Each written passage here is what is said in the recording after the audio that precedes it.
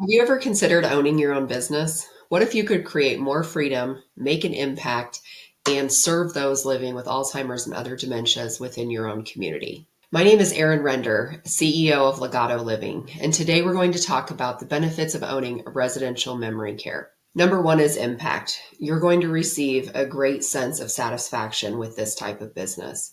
You're able to help people during one of the most difficult times in their lives in an industry that's often very difficult to navigate. Our goal is to keep things uncomplicated. We need to be able to take care of people the right way at the right time. One of the reasons that I personally have experienced great fulfillment in this industry. When I was in high school, my grandfather had a stroke. He was in and out of different rehab facilities, hospitals, and different settings where he was receiving care.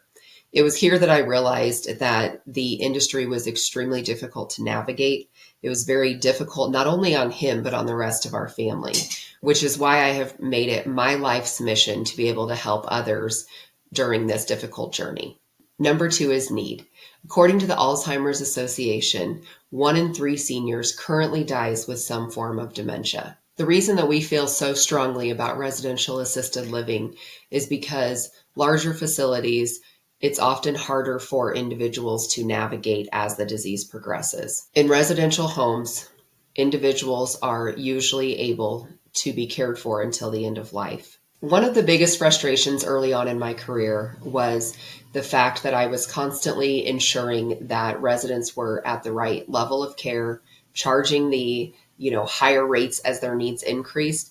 However, we were never able to add staffing to meet their needs. In residential assisted living, individuals are able to be in a home-like setting. In a residential assisted living home, we're able to staff so that we can appropriately meet the needs of the residents that we serve. In a typical home, you will see a ratio of 1 staff member to 4 or 5 residents, which is far less than you will see in many of the larger facilities. Therefore, one of the big benefits is we're able to really know and understand the ins and outs of the individual.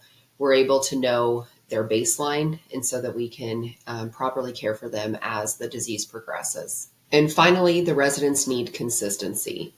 In larger facilities, and I experienced it firsthand, when you're short staffed, people are often floated to different areas of the building. In a residential assisted living home with smaller numbers of staff, the consistency is there. The residents are able to get to know the caregivers, and the caregivers are able to get to know the residents on a much deeper and more intimate level than they would in a larger setting. And not only is this beneficial for the residents that we serve, the staff truly become part of the home and not just another number on your staffing roster. And this leads us to point number 3, and that is increased retention. We all hear about the challenges in the care industry about finding great talent and retaining them. I will say that in my experience over the last almost 20 years, they're very excited about the opportunity to work in the smaller settings. They're able to feel connected not only with the residents, but the families. They don't feel like they're just another number in a large facility on a large employee roster, and they feel seen and heard by the owners of the homes. We often have to remind staff that it's okay to sit down and hold a resident's hand, read a book, and have one-on-one time. Unfortunately, that's not always able to happen in larger settings where there are a lot more residents that need served. But in our settings, the residents are able to receive this time and attention that is often lacking. The fourth benefit is the family environment.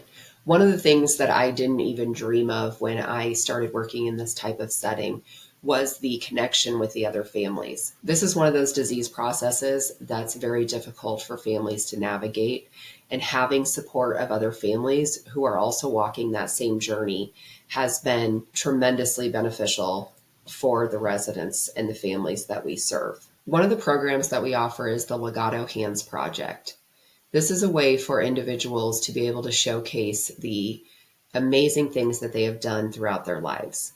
Each resident is asked to fill out, or their family member asked to fill out, a poster that is displayed by the dining table in the home. Not only does this allow for conversation starters, it's a constant reminder to our staff that these residents who may be completely dependent on us now once lived very full lives and contributed a lot to our society. It also serves as a way for other family members to have conversations with other residents and for families to get to know each other. Finally, the last benefit is earnings. Not only are you able to generate an income from the business operations of the home, but there are also a lot of benefits in owning the real estate. Real estate has traditionally been a safe long-term investment. Your business is able to pay off that real estate investment over time. Another added benefit is if you are looking to eventually sell the business operations of the home and just be a landlord, this is always an option. When we think of McDonald's, we generally think of the hamburgers that they serve, but McDonald's is actually a very large real estate company. With Legato Living and other residential assisted living models, you are able to own the real estate as well. This allows you to both generate revenue within the business and the real estate. To learn more about Legato Living, go to franchise.legatoliving.com.